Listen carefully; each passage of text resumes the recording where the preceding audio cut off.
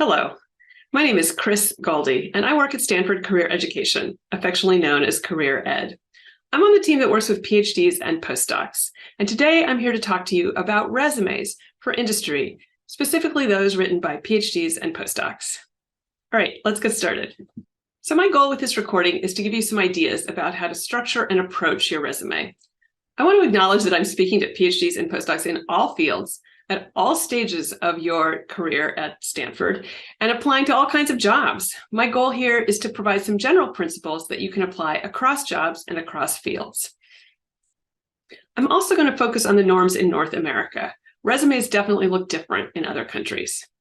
You're always welcome to bring your resume to one of our resume workshops or to one-on-one career coaching with a career coach at either Career Ed or one of Stanford's other career centers. Let's start with a definition. A resume is a summary of what you've done, your professional life and your accomplishments tailored to a very specific audience.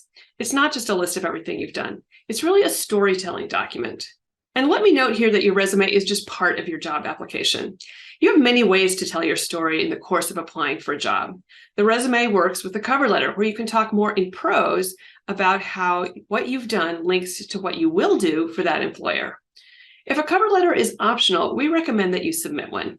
And later on, you'll also be able to tell your story in an interview. Let's start by talking about the difference between a resume and a CV. And let's start first with their names. Resume has the same origin as that word summary. It's short and focused on a particular job in a particular industry. A CV, that's short for the words curriculum vitae, which really means the course of your life. So that takes us to the first difference between them. Resumes are short, 1 to 2 pages long, and CVs, well, they're as long as they need to be. I routinely see CVs from PhDs and postdocs that run 4 to 7 pages long, and you may see your advisors going into the dozens of pages. A resume is tailored and curated in response to a particular job ad, whereas a CV, again, is quite comprehensive. A resume focuses on your experience, on your expertises, what you know and what you can do. Whereas a CV is organized according to the categories of faculty work: research, teaching, and service. And it really leans into those academic artifacts: publications, presentations, patents, grants, fellowships, awards. Faculty members, well, in academia, we're a little bit conservative, and we really like to know when other people thought you were terrific. And so all of those accolades that show that you've done good work in an academic context, well, those are things we want to see on a CV. We also sometimes see a combination, and that's in response to an ad that might say, submit either a resume or a CV, which kind of leaves you in a bit of a quandary. Do you want to do something long? Do you want to do something short? Well, we recommend doing kind of a combination, thinking about your audience, which often we see this in the context of, say, a research scientist job ad, where the people you work with also have PhDs and understand that world, and where publications are still a currency. And so here we often see about 2 pages in length, and like a CV, it includes publications, but like a resume, it will include skills. Often people say, okay, I think it's time for me to convert my resume into a CV. And I think that they're different enough that I don't advise thinking about this as a conversion project. Start fresh and use your CV as raw material, but start with a clean document. All right, now I'm going to walk us through 4 steps for creating your resume. There are a couple of places in this video where I'm going to encourage you to pause the video and to try out some of the ideas. So step 1 is to focus on the audience. This is a storytelling document, and so the audience really matters. You're not writing to show how you see yourself or have seen yourself in the past, but how you want them to see you now. So think about their pain points. How are you the solution to their problem? We often say every job ad is a cry for help. So think about what's the problem you need to solve, and think about how to tell your story in your resume that explains how you're the answer to their problem. Now, there are multiple audiences that may be reading your resume, and you'll want to appeal to all of them. Because some of the audiences are going to read quickly and others will read deeply, you want to make sure that your resume is both easily skimmable, but also a good, thorough representation of your expertises. So how do you know what the employer is looking for? Well, the most important thing to do is to dissect the job ad. And here you can look at the different sections of the job ad: responsibilities, qualifications, and desired qualities. It's also important to talk with people, especially alumni, who are in that particular employment sector or who work at that company. And of course, you can also talk to recruiters, particularly at career fairs, and they can give you a lot of information as well. So let's take a look at a real job ad and think about how we can dissect it to figure out what the employer wants, so you can tell your story in a way that shows that you're the solution to their problem. This job ad was a real ad. It was posted in April of 2020 for a user experience researcher at a company called Robinhood. And when I'm working with a student who has an actual job ad, I encourage you to actually print it out in physical paper and mark it up, circle things. There's often a lot of verbiage to sort through, so you'll want to sort of think about what are the key things that the employer is looking for. And there's clues in lots of parts of this. All right, I'm going to zoom in onto the middle section of this job ad to identify the key knowledge and skills that are desired. And then we can start to think about what is the evidence that you will have that shows that you can do these things. All right, first, what I've highlighted here in orange, there's a real emphasis on research methods and a variety of specific research methods. So in your resume, you could emphasize your expertise by listing coursework. You could mention the particular methods you used in specific research projects, or you could specifically call out these methods in a skills section. Next, in green, project management seems important. Maybe you say to yourself, I haven't done much project management, but don't forget, your dissertation is a large project that you managed from start to finish. In the purple here, I focused on the disciplinary expertises. And in addition to your degree, you might also want to foreground particular classes that you took. Now, in blue, I've highlighted some of the different kinds of communication that this job is looking for. Turquoise kind of focuses on the stakeholders. And here you could think about who you worked with in your dissertation. And the darker blue is about communicating findings. And here you want to think about the publications, presentations, and reports that you've done, which again demonstrate that you have those communication skills. And the pink then is collaboration. And again, your research collaborations are great evidence here. So taking apart the job ad gives us clues as you move to step 2, which is selecting and organizing the content that you're going to put in your resume. The middle of your resume, the experience sections, those are the heart of your resume. So I'm going to start there. Now, you can't tell your employer everything you've ever done. You need to select. And as I said earlier, the homework that you've done on your industry and a close read of the job ad will help you figure out which of the many experiences you've had are relevant to this job and worthy of inclusion in your resume. Remember, you never do exactly the same thing twice. So think about what are the relevant, applicable experiences you've had that demonstrate you will be able to do what the employer is looking for. You can pick equally from all of your experiences. I encourage you to liberate yourself from thinking that paid work counts more than unpaid work. You're telling the story of all of your experiences. It's all fair game. I think of this as like dumping a big bucket of Legos on the table. You're going to have green, red, yellow Legos, and you're going to pick the ones that allow you to build the structure, or in this case, create the resume that tells the story that you have the expertises that the employer is looking for. Remember, employers don't care where you got the experience. What they want to know is that you have the experience. So look at all of those experiences and think about which are the ones that provide evidence, tell the story that you have the knowledge and skills to do the job. What have you done that shows that you can do those desired things in the future? After you select the items, the next step is to group the items to align with those desired expertises. You want to choose section headings that inform the readers. Use every one of these opportunities to communicate more clearly who you are and what you can do. So select appropriately named section headings, and then with each section, you're going to put your experiences in reverse chronological order. Now, I would really encourage you not to just default to the name experience as the name of this section. If you can, name the kind of experience, research experience, communication experience. And in fact, come up with 2 or 3 experience buckets that align with the job. Here are some of the common categories that I see: research, communication, curriculum development, program management, policy analysis. And I want to note that it's sometimes difficult to decide what goes where when you've done a lot of things in one role. So this kind of organization doesn't work for everyone, but I encourage you to try it. So let's see what this looks like in context. The experience buckets, as I said, are the centerpiece of the resume, and here's how they look in context. We're going to talk about these other sections shortly. This is a common setup for a PhD or a postdoc who's going to be doing a job where research is at the center. This is another version, and here you can see that research is not the primary focus of this person's story. Instead, they would probably be categorizing their research into one of these other two buckets. You want to think of categories that align with the job and tell your story effectively. Let's look at a real-life example. This comes from a student I worked with who generously allowed me to share her before and after resumes. Now here, when she came to see me, she had all of her experiences lumped into one big experiences section. So I asked her what her employment goal was, and that was to do user experience, which she explained to me involves project management and communication. And then she started to tell me about the various things she'd done and how they aligned with user experience. She talked about the work she'd done for a company called Big Local News. And in fact, she'd had 2 jobs with them, user experience researcher, which was here on the resume, and also a job as a reporter.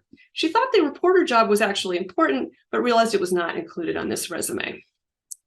We also realized that she had a lot to say about her doctoral research, about her dissertation work, but it was a lot of technical detail. And more importantly, it was probably more information than anyone could take in. There's many bullet points here, and I think the limit is probably 5 bullet points that our minds can take in before they kind of glaze over, and we might skip that section altogether. And we also agreed that the technical details about her research were not as relevant as the collaboration, stakeholder work, and reporting and report writing that she had done. We also realized that sort of tucked in here was a conference, which had a really important work she'd done that she wanted to make sure that was visible. And finally, we realized that this work she had done for UNESCO probably could and should be divided into 2 different categories and 2 different roles. So here's what the after looked like. Now you can see that the experience was divided into 2 sections, which aligned with the role she was applying for. Next, the communication had the reporter role added, and the conference work was elevated, and the UNESCO work was split. And finally, her doctoral research was still there, but it had fewer technical details and focused on the project management skills that were most important. And happy ending, she successfully found a user experience position. All right, now you try it. Given the kinds of jobs you might apply for, or a specific job ad if you have it, what are the categories you could use to describe your experience? If you have a specific job ad, I encourage you to just pause the video and look at that, or think about what you know about that job sector. What are the categories the employer is looking for? Pause the video, and when you're done making your list, come on back. Welcome back. Now let's talk about all the other sections of a typical resume. We already talked about the experience bucket, so let's talk about the things that sandwich that meaty center. Let's start with the heading. You want to put your name on the first page, and you want to make it large and visible. You want to put the ways to be contacted, your email and your phone number. No need for a street address, although if you want to signal something important, you could use an office like Slack or the Department of Radiology. And if there's other ways to reach you, like an ORCID ID, LinkedIn, GitHub, be sure to put those at the top as well. In North America, we don't use any photographs or any other personal details like marital status. So a nice clean heading might look something like this, where the contact information is there. You can use icons like that LinkedIn icon, and you could also use that vertical line like a pipe or some kind of a bullet to separate the different kinds of contact information. I'm a big fan of including a summary of qualifications section, and that would come next, but it's definitely optional. I want to note that we no longer see a goals or objectives section at the top of a resume. If you're going to write a summary of qualifications, it's usually 3 to 5 bullets, 1 to 2 sentences each. And this gives you an opportunity to summarize your experience, to say, what does it all add up to? What are the through lines that connect many of the experiences that you've had? It's where you can describe what you know and can do in the terms of the job, and you can use adjectives and adverbs, and you can kind of pull it all together narratively. So here's an example of what one of those might look like. 7 years experience as an interdisciplinary food security scientist. People love numbers. Experience with particular kinds of techniques. And you can say things like excellent communication skills, putting in that adjective, and talking about the kinds of work that you do, like working with diverse teams. The education section usually appears at the top. Keep it short, the name of the degree, the field, the university, the date of conferral. You don't need to tell us how long it took, just simply the date at which you completed the degree. And sometimes there's a second line with an honors or thesis title. Now, it also could be helpful for you to list relevant coursework, particularly if you're shifting fields. For example, if you're in the humanities and you're learning a lot of data science, you would want to list those computer science courses. And so by example, education section might look like this, and the relevant coursework section would look like this. If you're still in the course of getting your degree, no need to say candidate, just put expected or EXP in parentheses so we know when you're planning to complete. Another important section is a skills section. And usually this focuses only on technical and language skills. Soft skills like leadership or communication usually appear in the bullet points describing the project or in that summary of qualifications section. If you have a lot of skills, feel free to categorize them into subcategories. So it's super easy for the reader to pick out the skills that you have. So that might look at something like this. And here are some of the different kinds of skills that we often see on a resume from a PhD or a postdoc. And with foreign languages, you can list the, in parentheses, you can describe your level of proficiency. Now, there's some things that we often include in CVs, which I would suggest you probably don't need to include in a resume. Publications.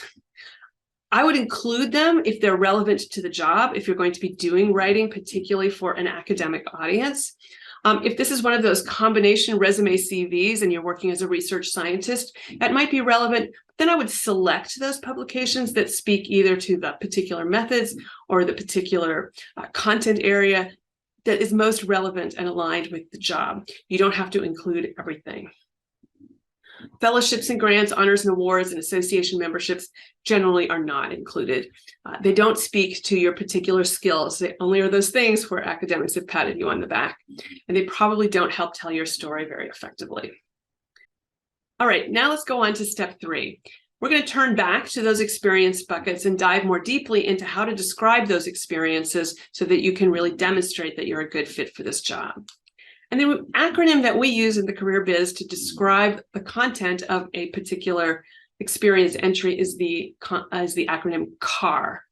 The C stands for context. And this is where you want to make sure we understand the setting, the project, the organization, the role, who you worked with, the problem you were trying to solve. A is action. What did you do and how did you do it? And here we really are fans of big, strong action verbs. Described, analyzed, implemented, invented, created, modeled, all those good, strong verbs that talk about what you did. And we like to see those at the start of every bullet item so that if someone's skimming, they see all those verbs right down the front, right down the left edge. You also want to talk about the project and the task and the relevant skills that you used. And then the R in CAR is for results. What's the impact, the scope, the outcome of your actions? If you can quantify these, so much the better. All right, let's look at an actual example. This comes from my colleagues who work with undergraduates, and we have fictionalized this. So the green here is the context, the name of the company, the size of the teams, the group that the person worked with. The blue is the action, and here you can see those strong action verbs: identified, conducted, collaborated, implemented. And the pink is the results: to identify existing problems, perfectly good result, or increase annual revenue. And here's an example in a science context. So the green, again, is the context. What was the name of the lab, the name of the project? The blue is the verbs: designed, tested, performed, conducted.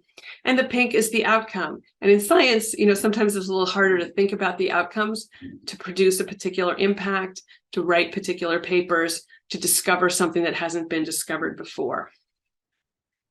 All right, it's your turn to try it. Take one experience you've had and write the header and bullet points using CAR. I'm going to encourage you again to pause the video, but before you pause it, let me put back that slide that describes what CAR stands for. When you're done writing your entry, come on back to the video. Welcome back. One question I often get at this juncture is where to put teaching experience on a resume. For many graduate students, this is a significant thing that you did during graduate school. So the first question I would ask you is, what's the story you're trying to tell about yourself and how your skills and experience align with the role? If teaching or very teaching-like activities are an important part of the role, you could have a teaching experience section. On the other hand, for many people, teaching per se is not going to be central to the role, and you want to describe your teaching, so what to emphasize and where to put it. This table pulls apart some of the different elements of teaching in an effort to help you think about which aspects of your teaching you want to emphasize and to consider how they align with the role. Then you can figure out which other activities these teaching experiences can be grouped with. Here are some common categories. It might just be teaching experience, it might be in communication experience or mentoring experience, or some combination of those, or maybe the word teaching is second. All right, let's move on to step 4, the final step here. That's formatting. And I want to walk through a couple of design principles with you here. First, you direct the eye on the page with the formatting. Our eye is drawn to larger things, so to size is a tool, to bold. Bold pops forward, italics recede. Underline kind of is also emphasis, but perhaps not as much emphasis as bold. And white space helps our eye know where it should land next. I also encourage you to use the prime real estate on the left edge of the page. There's eye tracking data that shows that we read resumes in an F-shaped pattern. Well, the F without the little minimum bar. So across the top and down the left edge. So this is why I think it's important to put those meaty, important things on the left. And I encourage you to think about putting your dates on the right. I know it's conventional to put the dates on the left, but I think it helps you out to put the dates on the right and use that prime real estate for important things that you want the reader to know. And then distinguish the categories with clear headers and subheaders. Again, don't just say experience, but give it a modifier. So always use that tool to tell us as much as possible. And use formatting to make those headers or subheaders clear. Make them larger, bold, all caps, a line across the page. Those are some of the tools that people use. And remember, many people are going to try and read this quickly, so you want to make sure that you use font sizes that are readable and to arrange things on the page, again, using your white space and these other tools to make sure that you can skim your way through the page and your eye knows where to land. We recommend, and it depends on the font, sizes between 10 and 12 point for the body of the text. And finally, I encourage you to reduce that visual clutter. Only use bullets if there's a list. Otherwise, you don't need bullets just on the left to distinguish items. Use spacing instead if you have several items on a list. That, again, helps our eye and reduces any of that extra clutter that we're trying to subconsciously interpret. So here's a small example. Even though it isn't complete in terms of sections, you can see that it meets our principles. The sections are easy to distinguish, the entries are clear, the bold shows the name of the research project, the faculty member and the department are in italics, they're important, but they're italicized and they recede a little bit so that the content of the work is the most important thing. The prime real estate is used well, the dates are on the right. I think it's both easy to skim and easy to read in depth. Thank you so much for your time and attention today. I hope this has helped you out. I encourage you to look at some of the other videos that we have on our YouTube channel. There's a companion video to this one on formatting tricks to use in Microsoft Word to do some of those things that I just described here in the design section. And if you ever need specific feedback, the Career Center is here to help you. Thank you.